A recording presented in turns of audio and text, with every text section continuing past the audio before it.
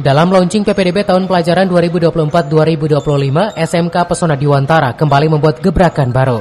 Selain menggratiskan biaya pendaftaran dan SPP selama 3 tahun, tamu undangan yang hadir dalam launching PPDB diberikan suguhan dan pemahaman sekolah dari program kompetensi keahlian hingga ekstrakurikuler yang dimilikinya. Hal tersebut menjadi rekomendasi bagi siswa-siswinya dari tingkat sekolah dasar hingga SMP guna melanjutkan dan bergabung di Yayasan Pesona Diwantara.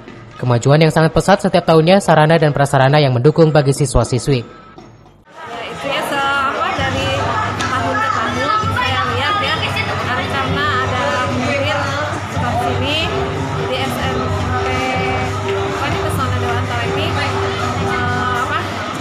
setiap tahun selalu meningkat dari segi ininya dari segi semuanya selalu meningkat, ada perubahan yang sangat besar.